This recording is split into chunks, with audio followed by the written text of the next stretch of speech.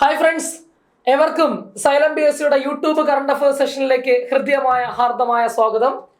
അപ്പൊ നമ്മൾ ഇന്ന് ഡിസ്കസ് ചെയ്യാൻ പോകുന്നത് ഇനി വരാനിരിക്കുന്ന പരീക്ഷയ്ക്ക് ഉറപ്പായിട്ടും ചോദിക്കാൻ സാധ്യതയുള്ള കുറച്ച് ട്രെൻഡിങ്ങിൽ നിൽക്കുന്ന കുറച്ച് ചോദ്യങ്ങളാണ്. ഒരു ഇടിവെട്ട് 6 ഏരിയകളാണ് നമ്മൾ ഇന്ന് കവർ ചെയ്യാനായിട്ട് പോകുന്നത്. ഏറ്റവും ലേറ്റസ്റ്റ് ആയിട്ടുള്ള കറണ്ട് അഫയേഴ്സ് ആയിരിക്കും നമ്മൾ എന്ത് ചെയ്യുക, ഡിസ്കസ് ചെയ്യാനായിട്ട് പോകുന്നത്. അപ്പൊ എല്ലാവരും എന്ത് ചെയ്യുക, അവസാനം വരെ കട്ടയ്ക്ക് കൂടെ നിൽക്കുക. നോക്കാം. നമുക്ക് നമ്മുടെ ക്ലാസ്സിനകത്തേക്ക് പോകുന്നതിന് മുമ്പ് നമുക്കറിയാം സൈലം ബി എസ് സിയിലെ പുതിയൊരു കറണ്ട് അഫയേഴ്സിന് വേണ്ടി മാത്രമായിട്ടൊരു ബാച്ച് ആരംഭിച്ച കാര്യം നിങ്ങളെല്ലാം അറിഞ്ഞു കാണുമെന്ന് പ്രതീക്ഷിക്കുന്നു. ആരെങ്കിലും അറിഞ്ഞുകൂടാത്തവരുണ്ടെങ്കിലോ അവർക്ക് വേണ്ടി മാത്രമാണ് ഇത് പറയുന്നത്. ഒരു മാസമായി നമ്മൾ ബാച്ച് സ്റ്റാർട്ട് ചെയ്തിട്ട് നിലവിൽ ഒരു 10 ക്ലാസ് ഇതിനകത്ത് നമ്മൾ അപ്പ് ചെയ്തിട്ടുണ്ട്. അപ്പോൾ ആരെങ്കിലും ജോയിൻ ചെയ്യാൻ താല്പര്യമുള്ളവർ ഇനി എന്ത് ചെയ്യേണ്ട, വൈകണ്ട, എത്രയും പെട്ടെന്ന് എന്ത് ചെയ്യുക, ഈ CA നോക്കൗട്ട് ബാച്ചിലേക്ക് ജോയിൻ ചെയ്യുക. നിങ്ങളുടെ കറണ്ട് അഫയേഴ്സ് എന്നോടൊപ്പം സെറ്റ് ആക്കുക. ഓക്കെ, നമുക്ക് ഫസ്റ്റ് ടോപ്പിക്കിലോട്ട് നമ്മൾ പോവാം. Axiom 4 axiom mission. ഏറ്റവും ലേറ്റസ്റ്റ് ആയിട്ടുള്ള ട്രെൻഡിങ് ആയിട്ടുള്ള സബ്ജക്റ്റ് ആണ് ആക്സിയം 4 മിഷൻ എന്ന് പറയുന്നത്. ഇതുവരെ കേരള PSC ഇതിനകത്ത് കൈവച്ചിട്ടില്ല, ഉടനെ തന്നെ കൈവയ്ക്കും. കേട്ടോ, ആക്സിയം മിഷൻ 4 എന്താണ് axiom mission?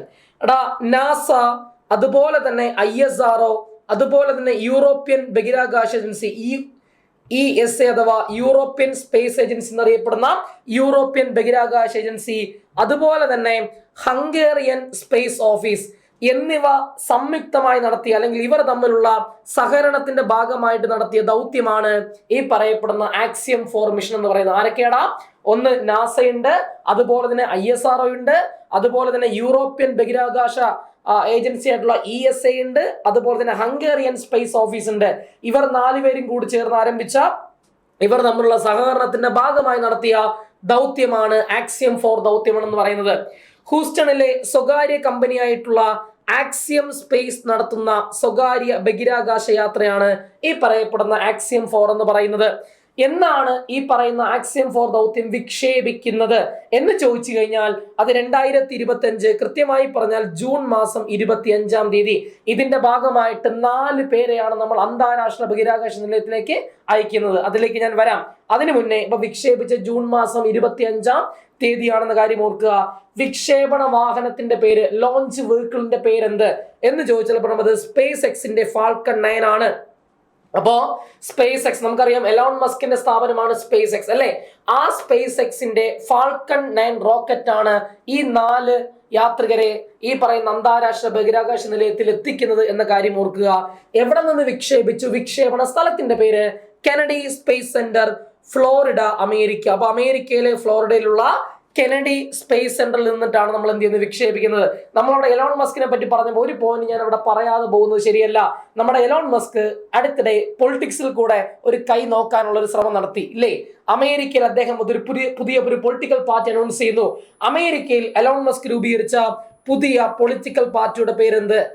Elon Musk declare ചെയ്ത, അദ്ദേഹത്തിന്റെ അമേരിക്കയിൽ ഡിക്ലെയർ ചെയ്ത പൊളിറ്റിക്കൽ പാർട്ടിയുടെ പേര് എന്ത് എന്ന് ചോദിച്ചാൽ പറഞ്ഞത് അമേരിക്ക പാർട്ടി. ഓർത്ത് വെക്കണേടാ, അമേരിക്ക പാർട്ടിയാണ്. ഞാൻ ഒരു വഴിക്ക് പോയപ്പോ പറഞ്ഞതേ ഉള്ളൂ.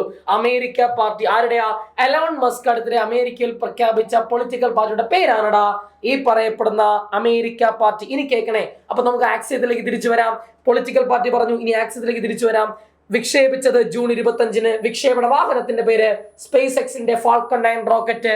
വിക്ഷേപണ സ്ഥലം Kennedy space centre, which is in Florida, America. ഈ സംഘം, ഈ 4 പേരടങ്ങിയ ഈ സംഘം യാത്ര ചെയ്ത പേടകത്തിന്റെ പേരെന്ത് എന്ന് ചോദിച്ചാൽ അത് 2 പേരിൽ നമുക്ക് പറയാം. നമുക്ക് ജനറലി പറയാം ക്രൂ ഡ്രാഗൺ ഗ്രേസ് എന്നാണ് പേടകത്തിന്റെ പേര്. ഡ്രാഗൺ ഗ്രേസ് എന്നാണ് പേടകത്തിന്റെ പേര്. അല്ലെങ്കിൽ അവൻ അറിയപ്പെടുന്നത് ഡ്രാഗൺ C-230. ഡ്രാഗൺ C-230 രണ്ടും ഒന്ന് തന്നെ. അല്ലെങ്കിൽ അവൻ അറിയപ്പെടുന്ന dragon grace, crew dragon grace, അല്ലെങ്കിൽ ഇതിനെ വിളിക്കാം നമുക്ക് ഡ്രാഗൺ C-213 എന്ന് നമുക്ക് വിളിക്കാം. കണ്ടോ, ഇതാണ് നമ്മുടെ ഫാൽക്കൺ 9 റോക്കറ്റ് നമ്മളെ പേടകത്തെയും വഹിച്ചുകൊണ്ട് ഡ്രാഗൺ. കണ്ടോ, ഇതാണ് നമ്മുടെ പേടകം. ഈ പേടകത്തിനെ വഹിച്ചുകൊണ്ട് ഫാൽക്കൺ 9 ബഹിരാകാശത്തേക്ക് കുതിക്കുന്ന ചിത്രമാണ് ഇടതുവശത്ത്, പേടകത്തിന്റെ ചിത്രമാണ് വലതുവശത്ത് നിങ്ങൾക്ക് കാണപ്പെടുന്നത്. ക്ലിയർ ആണല്ലോ? ഇതിനകത്താണ് നമ്മുടെ 4 ബഹിരാകാശ യാത്രികരെയും ഇരിക്കുന്നത് എന്ന കാര്യം, സേഫ് ആയിട്ടിരിക്കുന്ന കാര്യം ഓർക്കുക. നോക്കാം, നമുക്ക് 4 പേരാണെന്ന് ഞാൻ ആദ്യമേ പറയുന്നുണ്ട്. 4 പേര് പോകുന്നുണ്ട്. ആരൊക്കെയാണ് ആ 4 പേർ? ഏറ്റവും വലിയ അട്രാക്ഷൻ നമ്മുടെ സ്വന്തം ശുഭാൻ ശുക്ല, ഇന്ത്യയിൽ നിന്നും ഒരാൾ പോകുന്നു അല്ലേ, അന്താരാഷ്ട്ര അല്ലെങ്കിൽ ബഹിരാകാശത്തേക്ക് കുതിക്കുന്ന രണ്ടാമത്തെ ഇന്ത്യക്കാരൻ. രാകേഷ് ശർമ്മയ്ക്ക് ശേഷം 41 വർഷത്തെ ഇടവേളയ്ക്ക് ശേഷം ഒരു ഇന്ത്യക്കാരൻ ബഹിരാകാശ നിലയത്തിലേക്ക് കുതിക്കുകയാണ്, അല്ലെങ്കിൽ ബഹിരാകാശത്തേക്ക് കുതിക്കുകയാണ്. അദ്ദേഹത്തിന്റെ പേരാണ് ശുഭാൻഷു ശുക്ല, നമുക്കറിയാം. എന്നാൽ അതിന്റെ കമാൻഡർ ആരെന്ന് ചോദിച്ചാൽ പറഞ്ഞമാരാണ്, അത് പെഗ്ഗി വിറ്റ്സൺ എന്ന് പറയപ്പെടുന്ന വനിതയാണ്. അപ്പൊ പെഗ്ഗി വിറ്റ്സൺ എന്ന് പറയപ്പെടുന്ന വനിതയാണ് കമാൻഡർ, സ്വദേശം അമേരിക്കയാണ്. ഇനി നമ്മുടെ സ്വന്തം Shubhanshu Shukla, pilot from India. അടുത്തതോ ടിബൂർ കാപ്പു ഫ്രം ഹംഗറി, അദ്ദേഹം മിഷൻ സ്പെഷ്യലിസ്റ്റ് ആണ്. Tibor Kapu from Hungary, he's mission specialist. അതുപോലെ തന്നെ അടുത്തൊരു വായിക്കൊള്ളത്തൊരു പേരാ, ഓർത്തു വെക്കണേ, സ്ലാവോസ് ഉസ്നാൻസ്കി വിസ്നിവ്സ്കി എന്നാണ്. എന്തോ വിസ്കി എന്നൊക്കെയാണ് കേൾക്കുന്നത്, അപ്പൊ ഇങ്ങനെ ഓർക്കുക, വിസ്കി എന്നൊക്കെ പഠിച്ചു വെക്കരുത്, ഇങ്ങനെ ഓർക്കുക, Slawosz Wisniewski, Slawosz Uznanski Wisniewski എന്ന് ഓർത്ത് വെച്ചേക്കുക. അപ്പൊ സ്ലാവോസ്, അപ്പൊ വിസ്കി എന്നങ്ങ് ഓർത്ത് വെച്ചേക്കുക. അത് വാക്ക് കാണുമ്പോൾ ഓപ്ഷൻ കാണുമ്പോൾ നമുക്ക് അറിയാൻ പറ്റും. ഇത് മാത്രമേ ബുദ്ധിമുട്ടുള്ളൂ, ബാക്കിയൊന്നും വലിയ സീനില്ല പഠിക്കാനായിട്ട്. പെഗ്ഗി വിറ്റ്സൺ വലിയ പ്രശ്നമില്ല, തിബൂർ കബു വലിയ പ്രശ്നമില്ല, ശുഭാൻ ശുക്ല ഇന്ത്യക്കാരൻ പ്രശ്നമല്ല. പക്ഷെ ഇവൻ മാത്രം, ഈ വിസ്കി മാത്രമാണ് ചെറിയൊരു സീനായിട്ടുള്ളത്. അപ്പൊ നിങ്ങൾ അത് ഓർക്കുമ്പോൾ തന്നെ ഓപ്ഷൻ കാണുമ്പോൾ ഉറപ്പായിട്ട് അത് കിട്ടും നമുക്ക്. സ്ലാവോസ് ഉസ്നാവ്സ്കി, അതുപോലെ തന്നെ വിസ്നിവ്സ്കി എന്ന കാര്യം ഓർത്ത് വെച്ചേക്കുക. അദ്ദേഹത്തിന്റെ സ്വദേശം പോളണ്ട് ആണ്. അദ്ദേഹം എന്താണ് ഇതിനകത്ത്, മിഷൻ സ്പെഷ്യലിസ്റ്റ് ആണ്. അപ്പോൾ ടിബൂറും വിസ്കിയും എന്താണ് ഇതിനകത്ത്, മിഷൻ സ്പെഷ്യലിസ്റ്റുമാരും. ബാക്കി നമ്മുടെ പെഗ്ഗി വിറ്റ്സൺ എന്ന് പറയുന്ന കമാൻഡറും ശുഭാൻ ശുക്ല പൈലറ്റുമാണെന്ന കാര്യം ഓർക്കുക. സെറ്റ് കണ്ടോ, 4 പേരുടെയും ചിത്രം, വളരെ മനോഹരമായ ചിത്രം നിങ്ങൾക്ക് ഇവിടെ കാണാം. ശുഭാൻ ശുക്ല ഇവിടെ ഇരിപ്പുണ്ട്, പെഗ്ഗി വിറ്റ്സൺ എന്ന് പറയുന്ന വനിത ഇവിടെ ഇരിപ്പുണ്ട്, അതുപോലെ നമ്മുടെ വിസ്കി ഇവിടെ കാണാം, അതുപോലെ തന്നെ ടാബു കാബൂൻ ഇവിടെ നിങ്ങൾക്ക് കാണാം. ക്ലിയർ ആണെന്ന് പ്രതീക്ഷിക്കുന്നു. ദെൻ നമുക്ക് വേണ്ടത് ശുഭാൻ ശുക്ലയാണ്. ശുഭാൻ ശുക്ലയെ പറ്റി വളരെ ഡീറ്റെയിൽ ആയിട്ട് നമ്മൾ പഠിക്കണം. ശുഭാൻ ശുക്ല നമുക്കറിയാം, ഗഗൻയാൻ യാത്രയിലേക്ക് തിരഞ്ഞെടുക്കപ്പെട്ട 4 യാത്രക്കാർ, 3 പേരിൽ 4 പേരെ പ്രഖ്യാപിച്ചു. ആ 4 പേരിൽ ഉള്ള 4 പേരെ പ്രധാനമന്ത്രി പ്രഖ്യാപിക്കുന്നുണ്ട്. അതിൽ ഒരാളാണ് ശുഭാൻഷു ശുക്ല, ശരിയല്ലേ? പ്രശാന്ത്, അജിത്ത്, അങ്കദ്, ശുഭാൻഷു. പ്രശാന്ത് ബാലകൃഷ്ണൻ നായർ പാലക്കാട് നെന്മാറ സ്വദേശി, അജിത്ത് കൃഷ്ണൻ തമിഴ്നാട് ചെന്നൈ സ്വദേശി, അങ്കദ് പ്രതാപ് പ്രയാഗ്രാജ് ഉത്തർപ്രദേശ്, അതുപോലെ തന്നെ ശുഭാൻ ശുക്ല ലക്നൗ ഉത്തർപ്രദേശ്. ഈ 4 പേരുമാണല്ലോ ഗഗൻയാൻ മിഷനിലേക്ക് വേണ്ടി തിരഞ്ഞെടുക്കപ്പെട്ടവർ. അതിലൊരാളാണല്ലോ ശുഭാൻ ശുക്ല. ആ ശുഭാൻ ശുക്ലയ്ക്കാണ് ആദ്യം നറുക്ക് വീഴുന്നത് ബഹിരാകാശത്തേക്ക് പോകാൻ വേണ്ടി, ശരിയല്ലേ? ഏത് മിഷന്റെ ഭാഗമായിട്ട്? ആക്സിയം മിഷന്റെ ഭാഗമായിട്ട്. അപ്പൊ ശുഭാൻ ശുക്ലയുടെ സ്വദേശം എവിടെയാണ്? ലക്നൗ ആണ്. കേൾക്കണേ, അന്താരാഷ്ട്ര ബഹിരാകാശ നിലയത്തിലെത്തുന്ന ആദ്യ ഇന്ത്യക്കാരൻ. രാകേഷ് ശർമ്മ അന്താരാഷ്ട്ര ബഹിരാകാശ നിലയത്തിലെത്തിയില്ല, പക്ഷേ അന്താരാഷ്ട്ര ബഹിരാകാശ നിലയത്തിൽ ഇന്റർനാഷണൽ സ്പേസ് സ്റ്റേഷൻ എന്നറിയപ്പെടുന്ന ISS ആദ്യമായി ഒരു ഇന്ത്യക്കാരൻ വരുന്നു. ആദ്യമായി ഒരു ഇന്ത്യക്കാരൻ പ്രവേശിക്കുന്നു. ആ ഇന്ത്യക്കാരന്റെ പേരാണടാ ശുഭാൻഷു ശുക്ല എന്ന കാര്യം ഓർക്കുക. അതുപോലെ തന്നെ പറയാം, രാകേഷ് ശർമ്മയ്ക്ക് ശേഷം ബഹിരാകാശ യാത്ര നടത്തിയ ഇന്ത്യക്കാരൻ കൂടിയാണ് ശുഭാൻ ശുക്ല. ബഹിരാകാശത്തെത്തുന്ന 634ാമത് സഞ്ചാരി. അപ്പോ ഇദ്ദേഹത്തിന്റെ നമ്പർ എത്രയാന്ന് വെച്ചാൽ പറഞ്ഞാൽ എത്രയാ? ആസ്ട്രോണറ്റ് നമ്പർ എത്രയാ? 634. അപ്പൊ ബഹിരാകാശത്തെത്തുന്ന 634ാം സഞ്ചാരിയാണ് ശുഭാൻഷു ശുക്ല എന്ന കാര്യം ഓർക്കുക. ബഹിരാകാശത്ത് ഏറ്റവും കൂടുതൽ കാലം പിന്നിട്ട ഇന്ത്യക്കാരൻ രാകേഷ് ശർമ്മ 7 ദിവസവും 21 മണിക്കൂറും 40 മിനിറ്റുകളുമാണ് ബഹിരാകാശത്ത് ചെലവിട്ടത്. എന്നാൽ നമ്മുടെ ശുഭാൻ ശുക്ല 14 ദിവസമാണ് ഈ ദൗത്യത്തിന്റെ കാലാവധിയായിട്ട് ആദ്യം നിശ്ചയിച്ചിരുന്നത്. പിന്നീട് അത് 18 ദിവസമായിട്ട് എക്സ്റ്റെൻഡ് ചെയ്യപ്പെടുകയായിരുന്നു. അപ്പോ 18 ദിവസമാണ് നമ്മുടെ ശുഭാൻ ശുക്ല ബഹിരാകാശത്ത് ചിലവിട്ട് ആ റെക്കോർഡും കൂടെ ക്രിയേറ്റ് ചെയ്യുന്നു. ബഹിരാകാശത്ത് ഏറ്റവും കൂടുതൽ കാലം പിന്നിട്ട ഇന്ത്യക്കാരുടെ റെക്കോർഡ് ശുഭാൻ ശുക്ല കൈക്കലാക്കുന്നുണ്ട്. ഇനി ശുഭാൻ ശുക്ല ബഹിരാകാശ നിലയത്തിലേക്ക് ഒരു കളിപ്പാട്ടം കൊണ്ടുപോകുന്നുണ്ട്. ആ കളിപ്പാട്ടത്തിന്റെ പേരാണ് ജോയ്. അപ്പൊ ജോയ് എന്ന പേരിൽ, അതിന്റെ ചിത്രം നമുക്ക് അങ്ങോട്ട് കാണാം. ജോയ് എന്ന പേരിൽ ഒരു കളിപ്പാട്ടം അദ്ദേഹം എന്ത് ചെയ്യുന്നുണ്ട്? കൊണ്ടുപോകുന്നുണ്ട്. അപ്പൊ നിങ്ങളോട് ചോദിക്കാം, ശുഭാൻ ശുക്ല ബഹിരാകാശത്ത് കൊണ്ടുപോയ കളിപ്പാട്ടത്തിന്റെ പേരെന്ത്? ജോയ് എന്നാണ്. ഇനി കേട്ടോ, ശുഭാൻ ശുക്ല ബഹിരാകാശത്തെത്തിയപ്പോ ഒരു സന്ദേശം ഇന്ത്യക്ക് കൈമാറുന്നുണ്ട്. ആദ്യം ഒരു സന്ദേശം അയക്കുന്നുണ്ട്. ആ സന്ദേശമാണ് ഞാൻ ഇവിടെ കൊടുത്തിട്ടുള്ളത്. നോക്കാം നമുക്ക്. Shubhanshu said, "Greetings, my beloved countrymen. What a ride!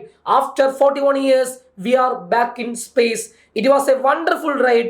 We are orbiting the Earth at a speed of 7.5 km per second. On my shoulder, I have the tricolor which tells me that I am not alone and I am with all of you. This is not just the beginning of my journey to the International Space Station. This is the beginning of India's human space program. I want all of you, my fellow countrymen, to be a part of this journey. Your chest should swell up with pride. You should show the same level of excitement. Come, let us all together begin this journey of India's human space program. Thank you. Jai Hind, Jai Bharat. ഒറ്റ വാക്കിൽ ഇങ്ങനെ പറയാം, ഞാൻ ഒറ്റയ്ക്കല്ല, എൻ്റെ രാജ്യം മൊത്തം എൻ്റെ കൂടെയുണ്ട് എന്ന് അഭിമാന പുരസ്സരം ശുഭാൻ ശുക്ല പറയുന്ന ആ ഒരു വാക്കുകളാണ് നമ്മൾ അതിലൂടെ കേൾക്കുന്നത്. 41 വർഷങ്ങൾക്ക് ശേഷം ഒരു ഇന്ത്യക്കാരൻ ബഹിരാകാശത്ത് എത്തിയിരിക്കുന്നു. രത്ന ചുരുക്കം ഇത്രയേ ഉള്ളൂ, ഞാൻ ഒറ്റയ്ക്കല്ല, എൻ്റെ രാജ്യം മൊത്തം എൻ്റെ try colour on my shoulder എന്നാണ് പറഞ്ഞത്. ഈ ത്രിവർണ്ണ പതാക എൻ്റെ ചുമലിലുണ്ട് എന്നാണ് അദ്ദേഹം പറയുന്നത്. നമ്മൾ ഒരുമിച്ചാണ് ഈ ബഹിരാകാശ യാത്ര പിന്നിട്ടത് എന്നാണ് ഒറ്റ വാചകത്തിൽ നമുക്ക് വേണമെങ്കിൽ അങ്ങനെ അദ്ദേഹത്തിന്റെ വാക്കുകളെ വിശേഷിപ്പിക്കാം. റൈറ്റ്, ഇതിനടുത്തതിലോട്ട് പോവാം. ശുഭാൻ ശുക്ല തലയുയർത്തി പിടിച്ചുകൊണ്ട് നിൽക്കുന്ന ശുഭാൻശു ശുക്ലയെ നിങ്ങൾക്ക് അവിടെ കാണാം.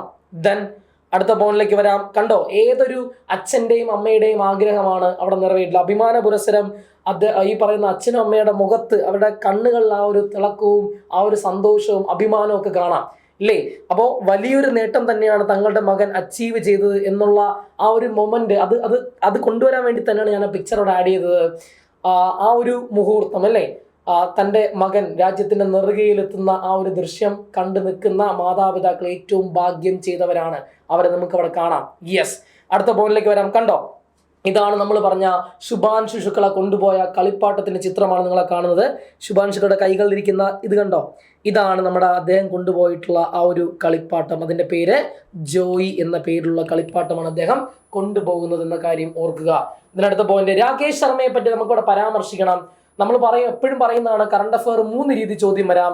ഒന്ന് ഡയറക്റ്റ് കറണ്ട് അഫേഴ്സ്, ഒന്ന് ടോപ്പിക്കിനെ ബേസ് ചെയ്ത് വരാം, വൺ വേ ടൈപ്പ് വരാം, മൂന്നാമതൊരു സെഗ്മെന്റ് ഉണ്ട്, അവനെ നമ്മൾ വിളിക്കുന്ന പേരാണ് കറണ്ട് അഫേഴ്സ് റിലേറ്റഡ് GK.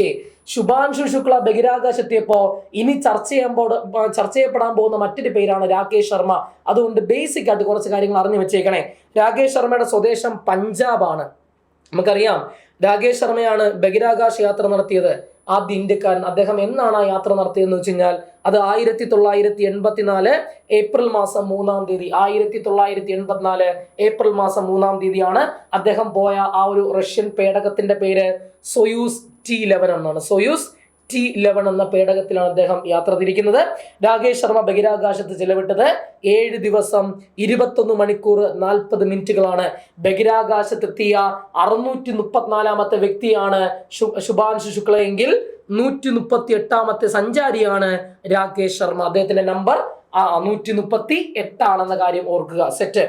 നമുക്ക് പഴയ രാകേഷ് ശർമ്മ എല്ലാവർക്കും അറിയാം. ഇതാണ് നമ്മുടെ പുതിയ രാകേഷ് ശർമ്മ. അദ്ദേഹം ജീവിച്ചിരിപ്പുണ്ട്. 76 വയസ്സുണ്ട് ആ മനുഷ്യന്. 76 വയസ്സുണ്ട് ആ മനുഷ്യന്. അദ്ദേഹത്തിന്റെ ആ സമയത്തെ ചിത്രവും ഇപ്പോഴത്തെ ചിത്രവും നിങ്ങൾക്ക് അവിടെ കാണാം. റൈറ്റ്, അടുത്ത പോയിന്റിലേക്ക് വരാം. ഈ പോയ ആക്സിയം 4 ദൗത്യത്തിന് പിന്നിൽ ഒരു മലയാളി ടച്ച് ഉണ്ട്. എന്താണ് ആ മലയാളി ടച്ച്? ശുഭാൻ ശുക്ല ബഹിരാകാശത്തേക്ക് കൊണ്ടുപോയത് നമ്മുടെ വെള്ളായണി കാർഷിക കോളേജ് വികസിപ്പിച്ച വിത്തിനങ്ങൾ, 5 തരം വിത്തിനങ്ങൾ അദ്ദേഹം ശുഭാൻ ശുക്ല ബഹിരാകാശ യാത്രയുടെ ഭാഗമായിട്ട് കൊണ്ടുപോകുന്നുണ്ട്. അവിടെ അത് മുളപ്പിക്കുന്നുണ്ട്. ഏതൊക്കെയാണ് ആ വിത്തിനങ്ങൾ നോക്കാം. ജ്യോതി ഉമ, നെല്ലിനങ്ങളായിട്ടുള്ള ജ്യോതിയും ഉമയും, അതുപോലെ തന്നെ ഒരു കുറ്റിപ്പയർ, കനകമണി എന്ന പേരിൽ കുറ്റിപ്പയർ, തിലകധാര എന്ന എള്ള്, സൂര്യ എന്ന വഴുതണ, വെള്ളായണി വിജയ് എന്ന് പറയുന്ന തക്കാളി. ഇങ്ങനെ 5 തരത്തിലുള്ള വിത്തിനങ്ങളാണ് ശുഭാൻ ശുക്ല തന്റെ ദൗത്യത്തിനോടൊപ്പം ബഹിരാകാശത്തെ കൊണ്ടുപോകുന്നത്. അവിടെ അദ്ദേഹം ഈ പറയുന്ന കുറ്റിപ്പയറൊക്കെ എന്ത് ചെയ്തിട്ടുണ്ട്, മുളപ്പിച്ചിട്ടുണ്ട് എന്നാണ് പറയുന്നത്. ഇതിനടുത്തതിലേക്ക് പോവാം. Sweet ride. എന്താണ് സ്വീറ്റ് റൈഡ്? ഇതൊരു പരീക്ഷണമാണ്. ഈ പരീക്ഷണത്തിന് നേതൃത്വം കൊടുത്തതാകട്ടെ ഒരു മലയാളി കൂടിയാണ്. പേര് പോലെ തന്നെയാണ് ആ ഒരു പരീക്ഷണവും. കേൾക്കണേ. ആക്സിയം 4 ദൗത്യം നടത്തിയ ഒരു പ്രമേഹ ഗവേഷണ പദ്ധതിയുടെ പേരാണ് സ്വീറ്റ് റൈഡ്. അപ്പൊ ആക്സിയം 4 ദൗത്യം നടത്തിയ ഒരു പ്രമേഹ ഗവേഷണ പദ്ധതിയുടെ പേരാണ് സ്വീറ്റ് റൈഡ് എന്ന് പറയുന്നത്. എന്താണ് ഇതിന് ലക്ഷ്യമാക്കുന്നത്? എന്താണ് ഇതിന്റെ ഉദ്ദേശം എന്ന് പറയുന്നത്? മൈക്രോഗ്രാവിറ്റിയിൽ ഗ്ലൂക്കോസ് മെറ്റബോളിസത്തിലാണ്. മൈക്രോഗ്രാവിറ്റിയിലെ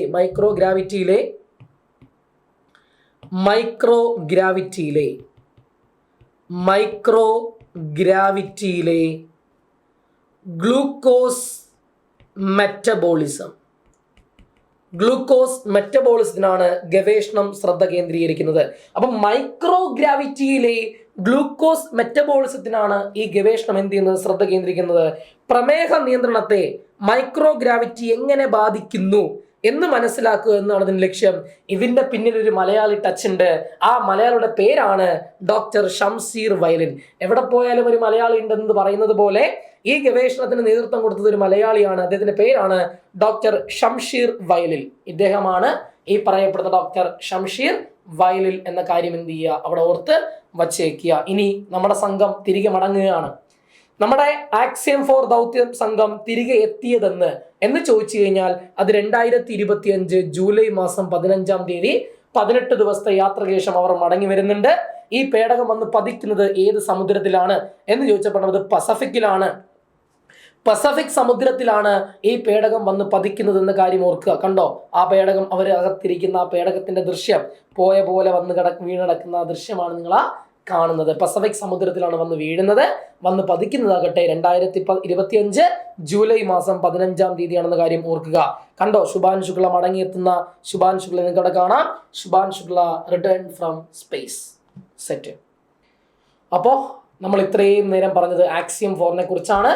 അടുത്ത് റീസെന്റ് ആയിട്ട് നടക്കുന്ന 2-3 പരീക്ഷകൾ അടുപ്പിച്ചടുപ്പിച്ച് ചോദിച്ചൊരു കണ്ടന്റ് ആണ് അടുത്ത് നമ്മൾ ഡിസ്കസ് ചെയ്യാനായിട്ട് പോകുന്നത്. ചെനാബ് ബ്രിഡ്ജ് കേൾക്കണടാ. ചെനാബ് ബ്രിഡ്ജ്. ചെനാബ് ബ്രിഡ്ജിനെ പറ്റി ഏറ്റവും ലേറ്റസ്റ്റ് നടന്ന ഫയർമാൻ പരീക്ഷയ്ക്ക് ചോദിച്ച ചോദ്യമാണ്. ജൂലൈ മാസം 12-ാം തീയതി നടന്ന ഫയർമാൻ പരീക്ഷയ്ക്ക് ഒരു ചോദ്യം ചോദിച്ചു. 4 സ്റ്റേറ്റ്മെന്റ് കൊടുത്തിട്ട് ഏതൊക്കെയാണ് ശരി ഏതൊക്കെയാണ് തെറ്റ് എന്നുള്ള രീതിയിൽ ശരിയായ സ്റ്റേറ്റ്മെന്റ് ഏതൊക്കെയാണെന്ന് ചോദിച്ചത്. നമുക്ക് ആദ്യം കണ്ടന്റിനകത്തോട്ട് പോവാം, എന്നിട്ട് നമുക്ക് ക്വസ്റ്റ്യനിലേക്ക് തിരിച്ചു വരാം. കേട്ടോ, കണ്ടോ വളരെ മനോഹരമായിട്ടുള്ള ചെനാബ് പാലത്തിന്റെ ചിത്രമാണ് നിങ്ങൾ ആ കാണുന്നത്. ആ കാണുമ്പോൾ തന്നെ നിങ്ങൾക്കറിയാം ഇറ്റ്സ് എൻ ആർച്ച് ബ്രിഡ്ജ് അല്ലേ. എന്താ പ്രത്യേകത നോക്കണേടാ. ലോകത്തിലെ തന്നെ ഏറ്റവും ഉയരമുള്ള റെയിൽവേ പാലം, അതുപോലെ തന്നെ ആർച്ച് പാലമാണ് ചെനാബ് പാലം. ലോകത്തിലെ തന്നെ ഏറ്റവും ഉയരമുള്ള ലോകത്തിലെ തന്നെ ഏറ്റവും ഉയരമുള്ള റെയിൽവേ പാലമാണ്, റെയിൽവേ ആർച്ച് പാലമാണ് ചെനാബ് പാലം എന്നറിയപ്പെടുന്നത്. ജമ്മു കാശ്മീരിലെ റിയാസി ജില്ലയിലെ ചെനാബ് നദിക്ക് കുറുകെ, അപ്പൊ ചിനാബ് നദിക്ക് കുറുകെയാണ് ഈ പാലം. അതുകൊണ്ട് തന്നെയാണ് ആ പാലത്തിന് ചെനാബ് ബ്രിഡ്ജ് എന്ന പേര് വീഴുന്നത്. ശരിയല്ലേ? ലോകത്തിലെ തന്നെ ഏറ്റവും ഉയരത്തിൽ ചെയ്യുന്ന റെയിൽവേ പാലവും ആർച്ച് പാലവുമാണ് ചെനാബ് പാലം. ജമ്മു കാശ്മീരിലെ റിയാസി ജില്ലയിൽ ചെനാബ് നദിക്ക് കുറുകെയാണ് ഈ പാലം സ്ഥിതി ചെയ്യുന്നത്. കണ്ടോ, ചെനാബ് നദിക്ക് കുറുകെയാണ് ഈ പാലം ചെയ്യുന്നത്. ഇതൊരു റെയിൽവേ പാലമാണ്. ഇതിൽ കൂടെ ട്രെയിൻ ഇങ്ങനെ പാസ് ചെയ്യുന്നത്. കണ്ട ആർച്ച് ആകൃതിയിലുള്ള ഒരു പാലമാണ്. വളരെ മനോഹരമായിട്ടുള്ള ആ ചിത്രമാണ് നിങ്ങൾ കാണുന്നത്. യെസ്, ഞാനത് എഴുതി അതിന്റെ മനോഹാരിത നശിപ്പിക്കുന്നില്ല. റൈറ്റ്. അടുത്ത പോയിന്റ്, ജമ്മുവിലെ ജമ്മു ബാരാമുള്ള ലൈനിലെ കൗരി ബക്കൽ എന്നീ റെയിൽവേ സ്റ്റേഷനുകൾക്കിടയിലാണ് ഇത് ചെയ്യുന്നത്. അപ്പൊ ഏതൊക്കെ റെയിൽവേ സ്റ്റേഷനുകൾക്കിടയിലാണ് ഈ പാലം ചെയ്യുന്നത് എന്ന് ചോദിച്ചു കഴിഞ്ഞാൽ കൗരി അതുപോലെ തന്നെ ബക്കൽ എന്നീ റെയിൽവേ സ്റ്റേഷനുകൾക്കിടയിലാണ് ഈ പാലം ചെയ്യുന്നത്. അത് ഏത് ലൈനിലാണ്? ജമ്മു ബാരാമുള്ള ലൈനിലാണെന്ന കാര്യം ഓർക്കുക. ഈ പദ്ധതിക്ക് മേൽനോട്ടം വഹിക്കുന്നതാകട്ടെ കൊങ്കൺ റെയിൽവേ കോർപ്പറേഷൻ ആണ്. അപ്പൊ കൊങ്കൺ റെയിൽവേ കോർപ്പറേഷൻ ആണ് ഈ പദ്ധതിക്ക് മേൽനോട്ടം വഹിക്കുന്നത് എന്ന കാര്യം ഓർത്തു വെക്കുക. അതും ചോദിച്ചതാണ്. കണ്ടോ, വളരെ കൃത്യമായിട്ട് ആ ട്രെയിൻ പോകുന്ന ദൃശ്യം നിങ്ങൾക്ക് ഇവിടെ കാണാം.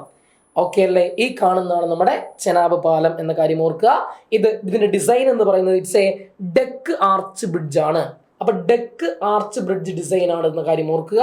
ഇതിനകത്ത് ഉപയോഗിച്ചിരിക്കുന്ന മെറ്റീരിയൽ എന്ന് പറയുന്നത് സ്റ്റീലും അതുപോലെ തന്നെ കോൺക്രീറ്റുമാണ്. അപ്പൊ സ്റ്റീലും കോൺക്രീറ്റ് ഉപയോഗിച്ചുകൊണ്ടാണ് ഈ പാലം നിർമ്മിച്ചിട്ടുള്ളത്. ഈ പാലത്തിന്റെ നീളം എത്ര എന്ന് ചോദിച്ചു കഴിഞ്ഞാൽ അത് 1315 മീറ്റർ, 1.3 കിലോമീറ്റർ, 1.315 കിലോമീറ്റർ, 1.3 കിലോമീറ്റർ ആണ് ഇതിന്റെ നീളം എന്ന് പറയുന്നത്. അതിന്റെ വീതി എത്ര എന്ന് ചോദിച്ചു കഴിഞ്ഞാൽ 13.5 മീറ്റർ, 13.5 മീറ്റർ ആണ് ഇതിന്റെ വീതി. ഉയരം എത്ര?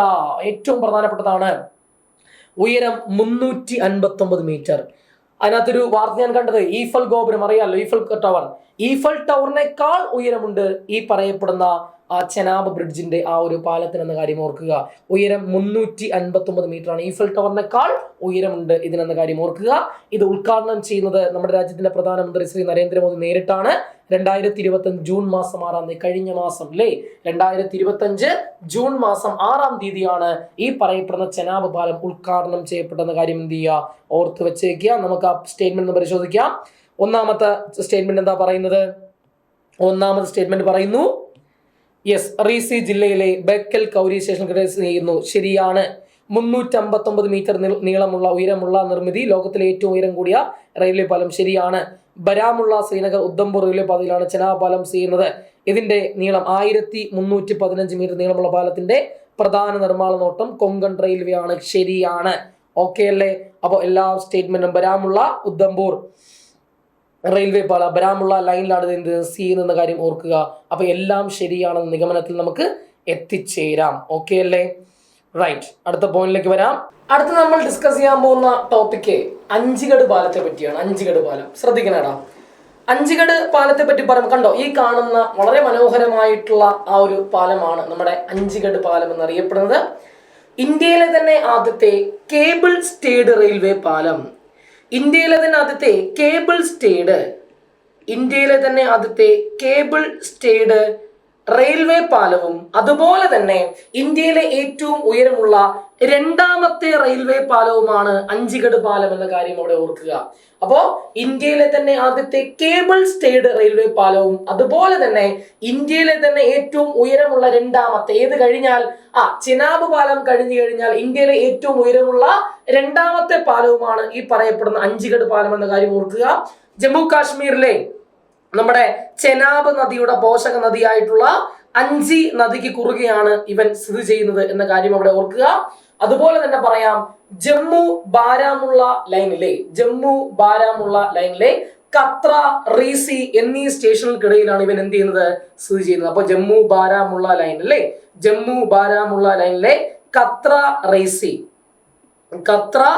അതുപോലെ തന്നെ റേസി എന്ന് പറയപ്പെടുന്ന സ്റ്റേഷനുകൾക്കിടയിലാണ് ഇവൻ സ്ഥിതി ചെയ്യുന്നത് എന്ന കാര്യം ഓർക്കുക. ഇതിന്റെ നീളം എത്രയാണ് എന്ന് ചോദിച്ചു കഴിഞ്ഞാൽ 725.5 മീറ്റർ. തികച്ചൊരു കിലോമീറ്റർ നീളം ഇല്ല, ഒരു 3/4 കിലോമീറ്റർ വരത്തുള്ളൂ. അപ്പൊ 725.5 മീറ്റർ ആണ് ഇവന്റെ നീളം എന്ന് പറയുന്നത്. എന്നാൽ ഉയരം എത്ര എന്ന് ചോദിച്ചു കഴിഞ്ഞാൽ അത് 331 മീറ്റർ ആണ്. ഉയരം 331 മീറ്റർ. അതുകൊണ്ടാണ് ചെനാബ് നദിക്കുള്ള പോഷൻ 5 നദിക്ക് കുറുകെ എന്ന് പറഞ്ഞു. അതുകൊണ്ടാണ് നമ്മൾ ഇവനെ പറഞ്ഞത് ഏറ്റവും ഉയരമുള്ള രണ്ടാമത്തെ, ഏത് കഴിഞ്ഞാൽ ഏറ്റവും ഉയരമുള്ള രണ്ടാമത്തെ റെയിൽവേ പാലം ചെനാബ് ബ്രിഡ്ജ് കഴിഞ്ഞാൽ ഇന്ത്യയിലെ തന്നെ ഏറ്റവും ഉയരമുള്ള രണ്ടാമത്തെ റെയിൽവേ പാലവുമാണ് അഞ്ചുഗഡ് പാലം എന്ന കാര്യം അവിടെ ഓർക്കുക. കണ്ടോ, ആ അഞ്ചുഗഡ് പാലത്തിൽ കൂടെ ട്രെയിൻ പാസ് ചെയ്ത് പോകുന്ന ചിത്രം നിങ്ങൾക്ക് അവിടെ കാണാം. അതാണ് ഈ പറയപ്പെടുന്ന കേബിൾ സ്റ്റേഡിന്റെ ആ ഒരു ഫിഗർ ആണ് നിങ്ങൾ അവിടെ കാണുന്നത് എന്ന കാര്യം അവിടെ ഓർക്കുക. ഇതിന്റെ നിർമ്മാതാക്കൾ ആര് എന്ന് ചോദിച്ചു കഴിഞ്ഞാൽ അത് ഹിന്ദുസ്ഥാൻ കൺസ്ട്രക്ഷൻ കമ്പനിയാണ്. അപ്പൊ ഹിന്ദുസ്ഥാൻ കൺസ്ട്രക്ഷൻ കമ്പനിയാണ് ഇതിന്റെ നിർമ്മാതാക്കൾ. ഈ പദ്ധതിക്ക് മേൽനോട്ടം വഹിച്ചതാകട്ടെ കൊങ്കൺ റെയിൽവേ കോർപ്പറേഷൻ ആണ്. ആ പദ്ധതിക്ക് മേൽനോട്ടം വഹിച്ചതാകട്ടെ കൊങ്കൺ റെയിൽവേ കോർപ്പറേഷൻ. നമ്മുടെ ചെനാബ് ബ്രിഡ്ജും അതുപോലെ തന്നെ ഈ പറയപ്പെടുന്ന അഞ്ചുഗഡ് പാലം രണ്ടും കൊങ്കൺ റെയിൽവേ കോർപ്പറേഷൻ അതിന്റെ പദ്ധതിക്ക് മേൽനോട്ടം വഹിക്കുന്നത്. എന്നാൽ ഇവിടെ നിർമ്മാണ ചുമതല വഹിച്ചത് ഹിന്ദുസ്ഥാൻ കൺസ്ട്രക്ഷൻ കമ്പനിയാണ്. ഇനി ഡിസൈൻ, എന്ത് ഡിസൈൻ ആയത്? നമ്മൾ പറഞ്ഞ കണക്ക് കേബിൾ സ്റ്റേഡ് ബ്രിഡ്ജ് ആണ്. മെറ്റീരിയൽ ഇവിടെ ഉപയോഗിച്ചിരിക്കുന്ന മെറ്റീരിയൽ സ്റ്റീലാണ് ഇവിടെ ഉപയോഗിച്ചിരിക്കുന്ന മെറ്റീരിയൽ. ഈ പാലത്തിന് ഉദ്ഘാടനം നിർവഹിച്ചത് നമ്മുടെ രാജ്യത്തിന്റെ പ്രധാനമന്ത്രി ശ്രീ നരേന്ദ്രമോദി തന്നെ ജൂൺ മാസം 6-ാം തീയതി. ചെനാബ് പാലം എന്നാണോ ഉദ്ഘാടനം ചെയ്തത് അതേ ദിവസം തന്നെ അഞ്ചുഗഡ് പാലവും ഉദ്ഘാടനം ചെയ്യുന്നു. അപ്പൊ രണ്ട് പാലങ്ങളും ഉദ്ഘാടനം ചെയ്യുന്നത് 2025 ജൂൺ മാസം 6-ാം തീയതി നമ്മുടെ രാജ്യത്തിന്റെ പ്രധാനമന്ത്രി ശ്രീ നരേന്ദ്രമോദി തന്നെയാണ് എന്ന കാര്യം എന്ത് ചെയ്യുക, അവിടെ ഓർത്തു വെച്ചേക്കുക. അപ്പൊ നിങ്ങളുടെ ഏറ്റവും പ്രധാനപ്പെട്ട പോയിന്റ് എന്ന് പറയുന്നത് ഈ രണ്ട് പോയിന്റുകളാണ്. ഇന്ത്യയിലെ ആദ്യത്തെ കേബിൾ സ്റ്റേഡ് റെയിൽവേ പാലവും അതുപോലെ തന്നെ ഇന്ത്യയിലെ ഏറ്റവും ഉയരമുള്ള രണ്ടാമത്തെ റെയിൽവേ പാലവും. അതാണ് ഏറ്റവും ഇമ്പോർട്ടന്റ്. ഉയരം കൂടെ നോട്ട് ചെയ്യാം. 331 മീറ്റർ ചോദിക്കാൻ ചാൻസ് ഉള്ള ഏരിയ ആണ്. യെസ്, ഒരു പാലത്തെ കൂടെ പരിചയപ്പെടുത്തുന്നു. പുതിയ പാമ്പൻ പാലം, ന്യൂ പാമ്പൻ ബ്രിഡ്ജ്. പാമ്പൻ പാലം നമുക്കറിയാം ഇന്ത്യയിലെ തന്നെ ആദ്യ സീ ബ്രിഡ്ജ് ആണ് പാമ്പൻ പാലം. 1914 രൂപീകരിച്ച പാമ്പൻ പാലം അതിന്റെ പുതിയ വേർഷൻ ആണ്. പുതിയൊരു പാലം കൊണ്ടുവരുന്നു. ആ പാലമാണ് പുതിയ പാമ്പലം, ന്യൂ പാമ്പൻ ബ്രിഡ്ജ്. കേട്ടോണേ, നമുക്കറിയാം പാമ്പൻ പാലം, നിങ്ങൾ രാമേശ്വരത്ത് പോയിട്ടുണ്ടെങ്കിൽ അവിടെ നിങ്ങൾ ഈ പാമ്പം പാലം കണ്ടിരിക്കും ഉറപ്പായിട്ട്. രാമേശ്വരത്ത് പോയവരാണെങ്കിൽ ഈ പാമ്പം പാലം നിങ്ങൾ അവിടെ കണ്ടിരിക്കും. ആ പാമ്പം പാലത്തിന്റെ പ്രത്യേകത എന്ന് പറയുന്നത് ഒരേ സമയം അവിടെ ട്രെയിനും കടന്നു പോകും, അതേ കണക്ക് മീൻസ് ട്രെയിൻ കടന്നു പോകും. ഇനി കപ്പൽ വരുന്ന സമയത്ത് ഈ പാലം എന്ത് ചെയ്യും, മുന്നേ ആണെങ്കിൽ പഴയ പാലമാണെങ്കിൽ വെർട്ടിക്കലി ലിഫ്റ്റ് ചെയ്യും. ഇത് പഴയ പാലമാണ്, അതായത് പുതിയ പാമ്പം പാലത്തിന് മീൻസ് പഴയ പാമ്പം പാലത്തിന് അഭിമുഖമായിട്ടാണ് പുതിയ പാമ്പം പാലം എന്ത് ചെയ്യുന്നത്, സ്ഥിതി ചെയ്യുന്നത് എന്ന കാര്യം നിങ്ങൾ അവിടെ എന്ത് ചെയ്യുക, ഓർത്ത് വെച്ചേക്കുക. കണ്ടോ ഇവിടെ ഇത് പഴയ പാമ്പം പാലം. ഞാനൊരു ന്യൂസ് കണ്ടത്, ഇത് ഓട്ടോമാറ്റിക് അല്ല, ഹ്യൂമണി, അതായത് നമ്മൾ മനുഷ്യ പ്രയത്നം കൊണ്ട് ഒരു 45 മിനിറ്റ് കൊണ്ടാണ് അതെന്ത് ചെയ്യുന്നത്, ഇങ്ങനെ ഉയർത്തുന്നത്. കാരണം ഈ പാമ്പം പാലത്തിൽ കൂടെ നിങ്ങൾ ശ്രദ്ധിക്കണേ, പഴയ പാമ്പം കണ്ടോ, ഇതാണ് നമ്മുടെ പഴയ പാമ്പം പാലത്തിൽ ട്രെയിൻ പോകുന്ന ദൃശ്യം കാണാം.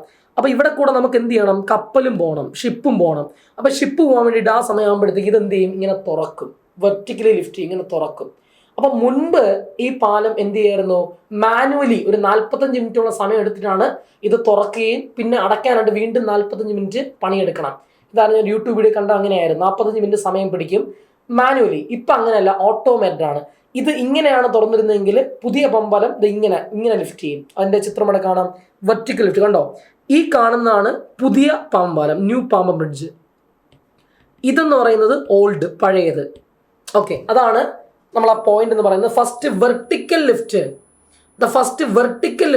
വെർട്ടിക്കലി ലിഫ്റ്റ് ചെയ്യുന്ന first vertical lift sea bridge. പഴയ പാമ്പം പാലം ഇത് ഇങ്ങനെയായിരുന്നു, ഇങ്ങനെയാണ് ലിഫ്റ്റ് ചെയ്തിരുന്നെങ്കിൽ പുതിയ പാമ്പം പാലം ഈ രീതിക്കാണ് ലിഫ്റ്റ് ചെയ്യുന്നത്. ഇത് ഇങ്ങനെ പോകുമെങ്കിൽ ഇതെന്ത് ചെയ്യും, ഇതിനകത്തോട് ഇങ്ങനെ പോകും. വെർട്ടിക്കലി ലിഫ്റ്റ് ചെയ്യും, ഇങ്ങനെ ഒറ്റയടിക്ക് ലിഫ്റ്റ് ചെയ്യും. മറ്റേത് ലിഫ്റ്റിംഗ് ഇങ്ങനെ ആയിരുന്നു. ഓക്കെ, ഇങ്ങനെയായിട്ടുള്ളത് ഇങ്ങനെയാവും. പുതിയതാണെങ്കിലോ ഈ രീതിക്ക് ഇരിക്കുന്നത് നേരെ പൊങ്ങും. ഇതാണ് വ്യത്യാസം. First vertical lift sea bridge in India, അതാണ് പാമ്പൻ പാലം എന്ന് പറയുന്നത്. ഏതൊക്കെ സ്ഥലങ്ങളെ തമ്മിൽ ബന്ധിപ്പിക്കുന്നു, മണ്ഡപം എന്ന് പറയപ്പെടുന്ന സ്ഥലത്തെയും അതുപോലെ തന്നെ രാമേശ്വരത്തെയും തമ്മിൽ ബന്ധിപ്പിക്കുന്നുണ്ട്.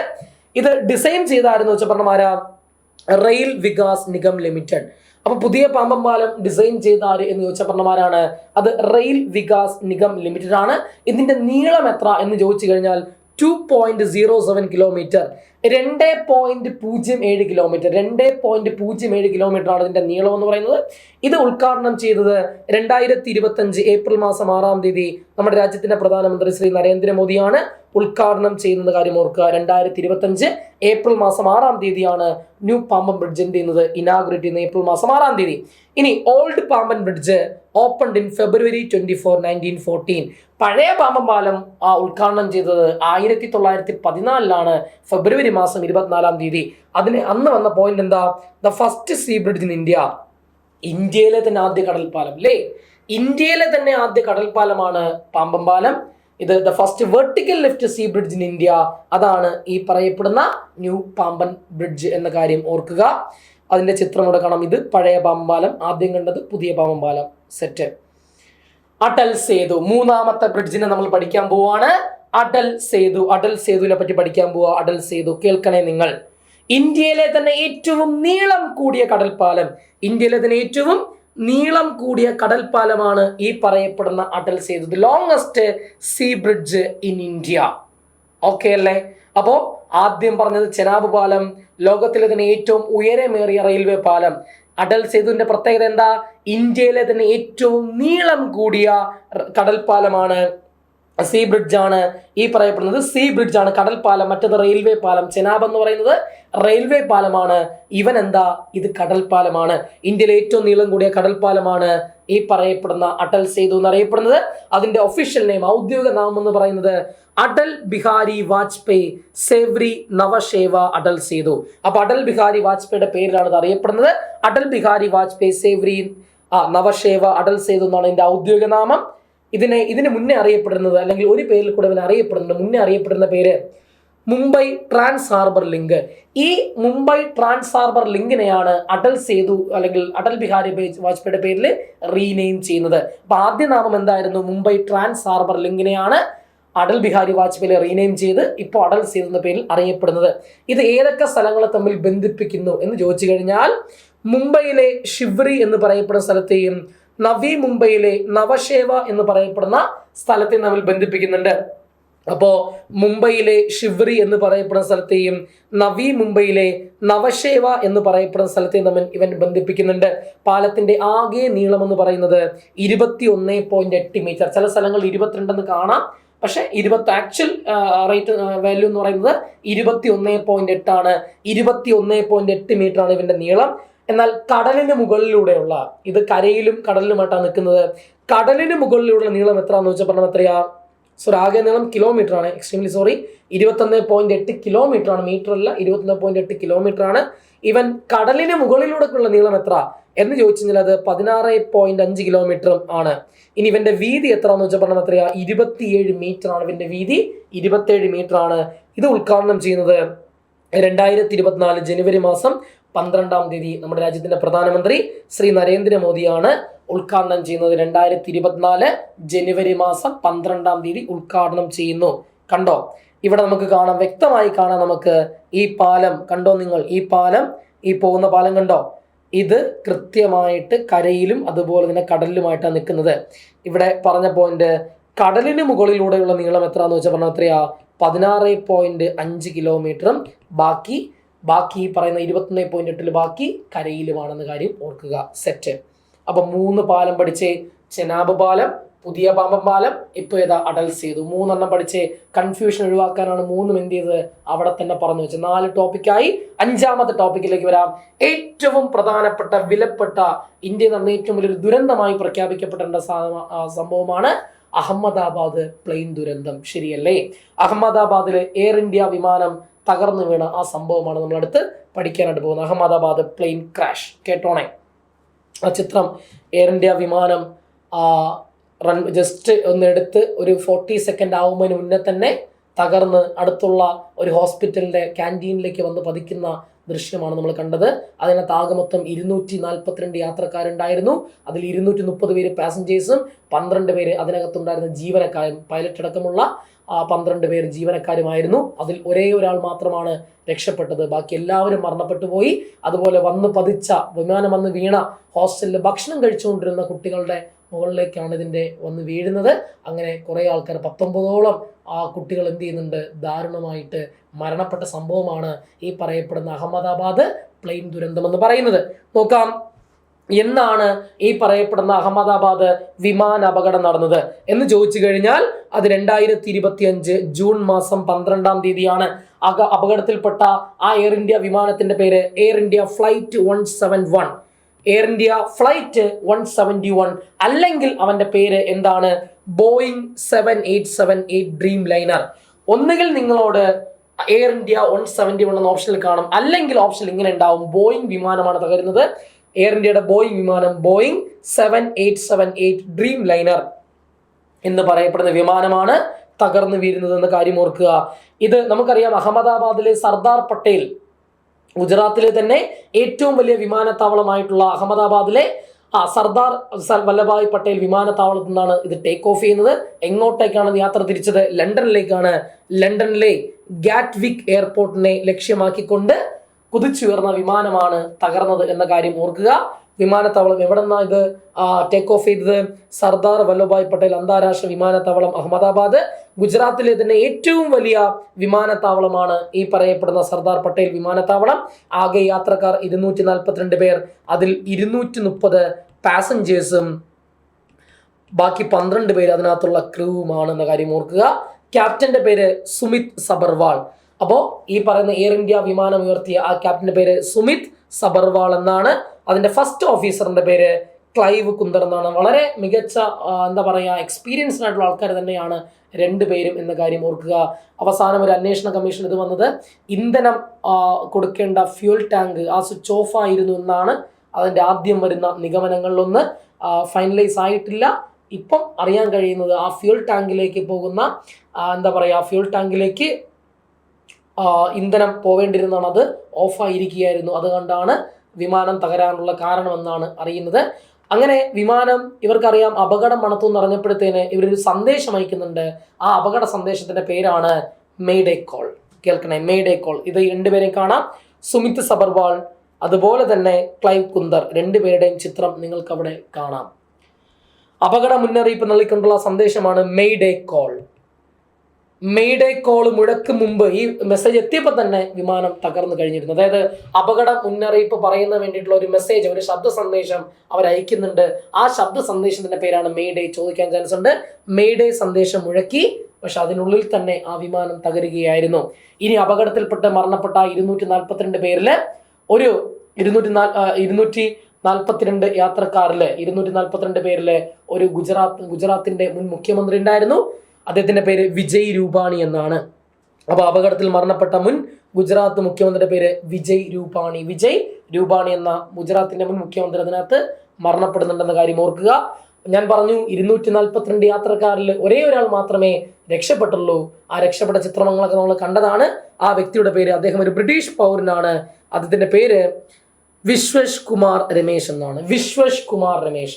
ഈ വിശ്വഷ് കുമാർ രമേശ് ഒഴികെയുള്ള ബാക്കി എല്ലാ യാത്രക്കാരും അതിനകത്ത് മരണപ്പെട്ടു. അദ്ദേഹം ഇരുന്ന സീറ്റ് നമ്പർ 11A. എക്സിറ്റിനകത്ത് അടുത്തുള്ള, മീൻസ് എക്സിറ്റ് നമ്മൾ ഫയർ എക്സിറ്റ് എന്ന് പറയുന്നില്ലേ, അതിനൊക്കെ എക്സിറ്റിനകത്ത് അടുത്തുള്ള ഒരു സീറ്റാണെന്നാണ് പറയപ്പെടുന്നത്. അപ്പോൾ number 11A, seat number 11A, ആ 11A സീറ്റിലാണ് അദ്ദേഹം ഇരിക്കുന്നത്. അവിടെ നിന്ന് തെറിച്ചു പോയി വീണ് രക്ഷപ്പെട്ടു എന്നാണ് പറയുന്നത്. സാരമായ പരിക്കുകളോടുകൂടി അദ്ദേഹത്തിന് ജീവൻ തിരിച്ചു ലഭിക്കുന്നു. അതിന്റെ പേരാണ് വിശ്വഷ് കുമാർ രമേശ്. ഇനി കേൾക്കണേടാ, കണ്ടോ, വിശ്വഷ് കുമാർ രമേശിനെ നമ്മുടെ രാജ്യത്തിന്റെ പ്രധാനമന്ത്രി ശ്രീ നരേന്ദ്രമോദി സന്ദർശിക്കുന്ന ദൃശ്യം ഇവിടെ കാണാം. വിജയ് രൂപാണി, റൈറ്റ് ഹാൻഡില് വിജയ് രൂപാണിയുടെ ഔദ്യോഗിക ബഹുമതിയോടുകൂടി അദ്ദേഹത്തിന് നൽകുന്ന ശവസംസ്കാര ചടങ്ങാണ് നിങ്ങൾ അവിടെ കാണുന്നത്. ദെൻ എയർ ഇന്ത്യയെ പറ്റി പറയുമ്പോൾ എയർ ഇന്ത്യയുടെ നിലവിലത്തെ ചെയർമാൻ ആര് എന്ന് നമ്മൾ അറിഞ്ഞിരിക്കണം. നടരാജൻ ചന്ദ്രശേഖരൻ. അപ്പൊ എയർ ഇന്ത്യയുടെ ചെയർമാന്റെ പേര് നടരാജൻ ചന്ദ്രശേഖരനും അത് എയർ ഇന്ത്യയുടെ സിഇഒ, നിലവിൽ സിഇഒ എന്നറിയപ്പെടുന്നത് ക്യാംപ്ബെൽ വിൽസൺ ആണ്. ക്യാംപ്ബെൽ വിൽസണുമാണ് അതിന്റെ സിഇഒ. അപ്പൊ എയർ ഇന്ത്യയുടെ chairman Natarajan Chandrasekaran, CEO Campbell Wilson എന്ന കാര്യം അവിടെ ഓർത്ത് വെച്ചേക്കുക. ദെൻ അഹമ്മദാബാദ് വിമാന ദുരന്തം പഠിക്കാൻ വേണ്ടിയിട്ട് ഒരു 10 അംഗ കമ്മിറ്റിയെ കേന്ദ്ര സർക്കാർ വയ്ക്കുന്നുണ്ട്. ആ കമ്മിറ്റിയുടെ തലവന്റെ പേരാണ് ഗോവിന്ദ് മോഹൻ കമ്മിറ്റി. അപ്പൊ അഹമ്മദാബാദ് വിമാന ദുരന്തം പഠിക്കാൻ വേണ്ടി നിയമിക്കപ്പെട്ട കമ്മിറ്റിയുടെ തലവന്റെ പേര് ഗോവിന്ദ് മോഹൻ കമ്മിറ്റി എന്ന കാര്യം ഓർക്കുക. അങ്ങനെയെങ്കിൽ ഒരു പോയിന്റ്, 1-2 കമ്മിറ്റികൾ കൂടെ ഞാൻ ഇവിടെ പറഞ്ഞു പോകുന്നു. നമ്മുടെ ഉത്തർപ്രദേശിലെ പ്രയാഗ്രാജിൽ ഇപ്പോൾ കുംഭമേള നടന്നില്ലടാ. ആ കുംഭമേളയിലെ തിക്കിലും തിരക്കിലും പെട്ട് ഭക്തജനങ്ങൾ മരണപ്പെട്ടു പോയി. ആ സംഭവം പഠിക്കാൻ വേണ്ടി ഒരു ജുഡീഷ്യൽ കമ്മീഷനെ വെക്കുന്നുണ്ട്. ആ ജുഡീഷ്യൽ കമ്മീഷന്റെ പേരാണ് ഹർഷ് കുമാർ കമ്മിറ്റി. കേൾക്കണേ, ഹർഷ് കുമാർ കമ്മിറ്റി. അപ്പോൾ ഉത്തർപ്രദേശിലെ കുംഭമേളയിലെ തിക്കിലും തിരക്കിലും പെട്ട് ഭക്തജനങ്ങൾ മരണപ്പെട്ട സംഭവം പഠിക്കാനായിട്ട് നിയമിക്കപ്പെട്ട കമ്മിറ്റിയുടെ പേര് ഹർഷ് കുമാർ കമ്മിറ്റി. അങ്ങനെയെങ്കിൽ ചോദ്യം വരുന്നു, താനൂർ ബോട്ട് അപകടം അന്വേഷിക്കാനായി നിയമിക്കപ്പെട്ട കമ്മിറ്റിയുടെ പേരെന്ത്? V K Mohanan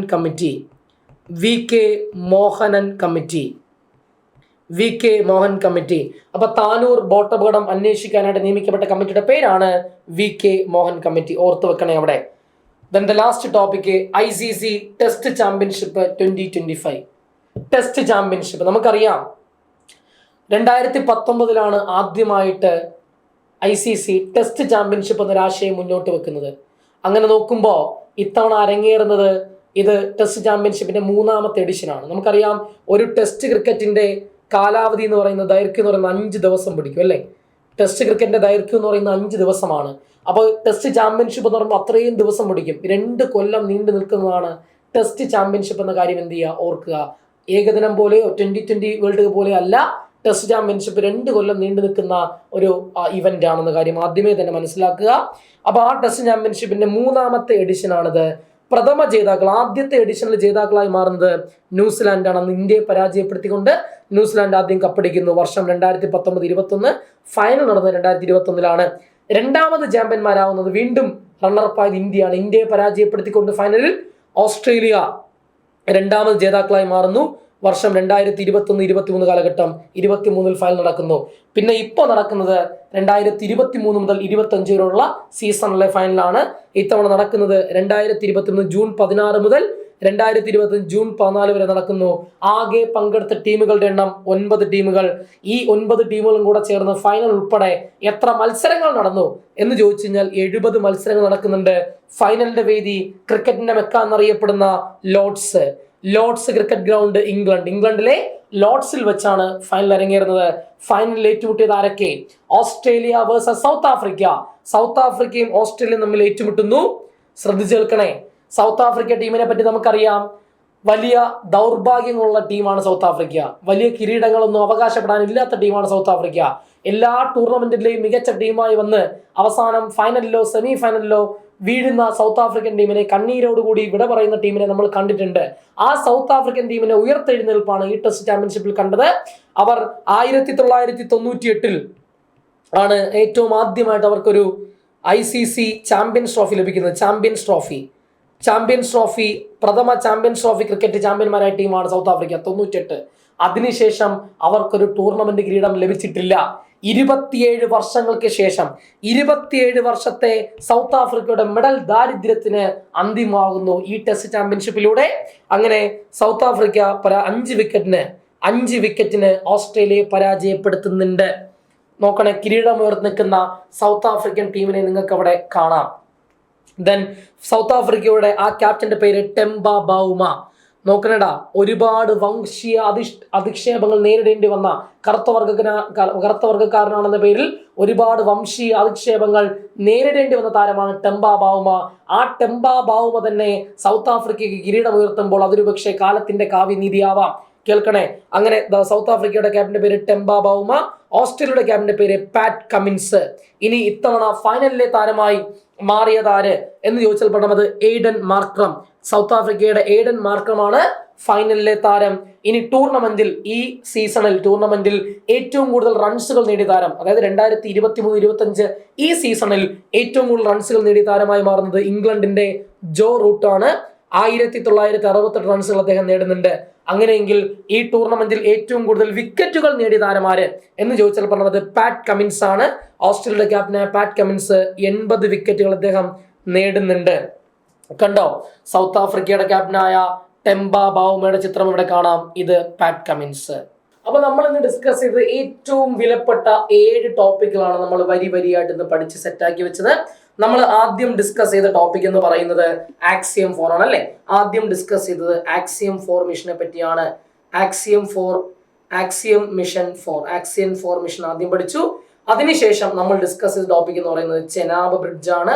Chenab bridge നമ്മൾ ഡിസ്കസ് ചെയ്തു. അതിനുശേഷം നമ്മൾ രണ്ടാമത്തെ ഏറ്റവും ഉയരം കൂടിയ പാലമായിട്ടുള്ള അഞ്ചിഗഡ് പാലം അല്ലേ, അഞ്ചിഗഡ് ബ്രിഡ്ജ് നമ്മൾ ഡിസ്കസ് ചെയ്തു. അതിനുശേഷം നമ്മൾ ന്യൂ പാമ്പൻ പാലം, പുതിയ പാമ്പൻ പാലം, ന്യൂ പാമ്പൻ ബ്രിഡ്ജ്, പുതിയ പാമ്പൻ പാലം നമ്മൾ ഡിസ്കസ് ചെയ്തു. അതിനുശേഷം നമ്മൾ ഡിസ്കസ് ചെയ്ത ടോപ്പിക് എന്ന് പറയുന്നത് അടൽ സേതു നമ്മൾ ഡിസ്കസ് ചെയ്തു. അതിനുശേഷം നമ്മൾ അഹമ്മദാബാദ് പ്ലെയിൻ ക്രാഷ് നമ്മൾ ഡിസ്കസ് ചെയ്തു. ദെൻ ലാസ്റ്റ് വൺ നമ്മൾ men's test championship, world men's test championship 2025 നമ്മൾ ഡിസ്കസ് ചെയ്തു. വളരെ പ്രധാനപ്പെട്ട ഒരു സയൻസ് ആൻഡ് ടെക്നോളജി ടോപ്പിക്ക്. ബാക്കി 1, 2, 3, 4 പാലങ്ങളെ പറ്റി പഠിച്ചു. അതിനുശേഷം അഹമ്മദാബാദ് പ്ലെയിൻ ദുരന്തം, പിന്നെ ഏറ്റവും അവസാനം നമ്മൾ വേൾഡ് ടെസ്റ്റ് ചാമ്പ്യൻഷിപ്പ്. എണ്ണം പറഞ്ഞ 7 ടോപ്പിക്കുകൾ ചോദിക്കാൻ ചാൻസ് ഉള്ള 7 ടോപ്പിക്കുകൾ നമ്മൾ ഈ ക്ലാസ്സിൽ പറഞ്ഞ് സെറ്റാക്കി അവിടെ വെച്ചിട്ടുണ്ട്. അപ്പൊ എല്ലാവർക്കും കൃത്യവും വ്യക്തവുമായിട്ട് കിട്ടിയെന്ന് പ്രതീക്ഷിക്കുന്നു. അടുത്ത ഒരു സെഷനിൽ ഇതിലും മനോഹരമായ ടോപ്പിക്കുമായി കണ്ടുമുട്ടും വരേക്കും താങ്ക് യു വെരി മച്ച്.